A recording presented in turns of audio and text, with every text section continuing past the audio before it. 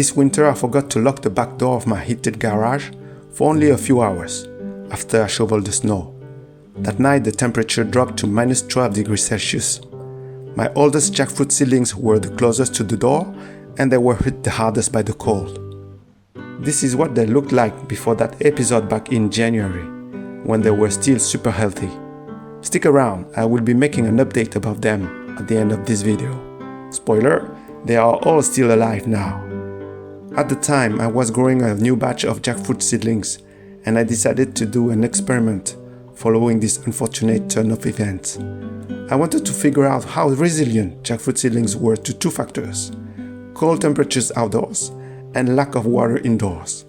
The idea behind this experiment is that I want to select the best cold-hardy and drought-tolerant jackfruit seedlings. First, I gradually reduced watering to a minimum.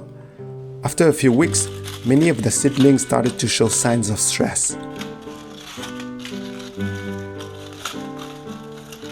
Many began to lose their leaves, some even suffered dieback. But as soon as I went back to the regular watering schedule, most of them would bounce back.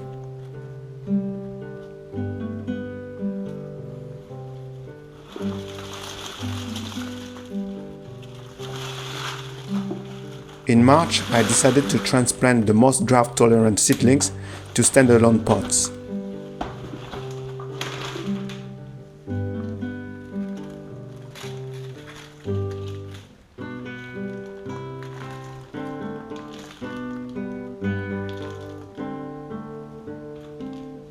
I essentially selected the tallest and best-looking seedlings.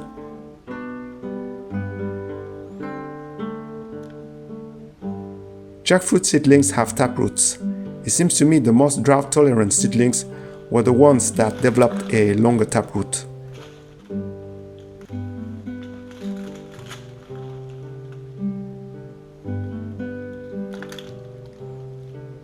But clearly, the yellow leaves were indicative of some level of stress.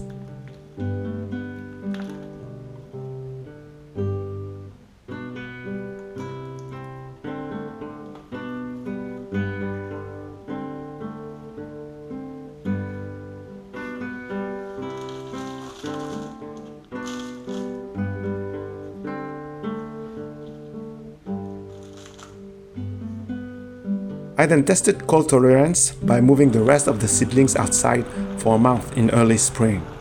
During that month, temperature regularly dropped to 5 degrees Celsius, especially at night. I believe one night the temperature dropped below 0 degrees Celsius.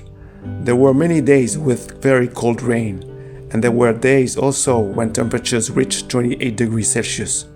Almost all the seedlings lost their remaining leaves or had scorched leaves. Surprisingly, all the seedlings were still alive. They were in a very bad shape, but alive, with a green stem.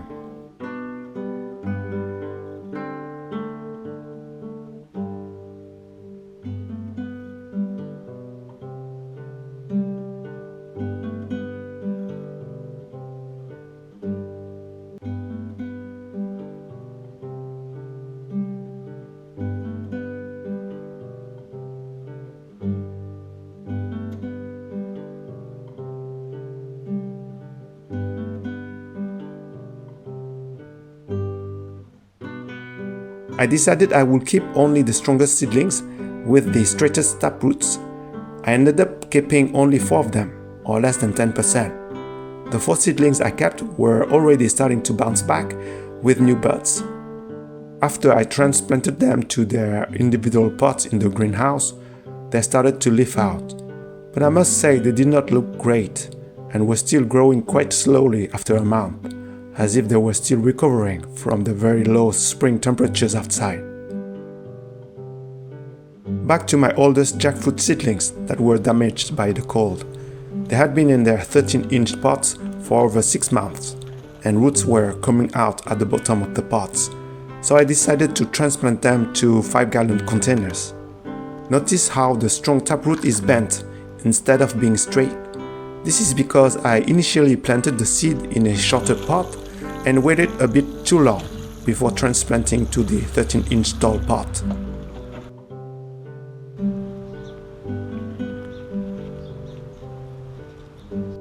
This seedling is a bit younger than the previous one. It still has juvenile leaves with lobes. More mature leaves do not have lobes, but it's almost as tall as the previous seedling. It could be due to genetics, or maybe it's due to the fact that it has a straighter taproot. Its leaves do not look very healthy. I'm not sure whether they will look better after the transplantation to the 5-gallon container. My other older seedling lost all its juvenile leaves. It even lost the whole branch because of the cold. But after I transplanted it to the 5-gallon container, some of its newer leaves turned to a deep green. This is what a healthy jackfruit seedling should look like. The wound left by a squirrel last year has not yet fully healed. I'm starting a new batch of seedlings.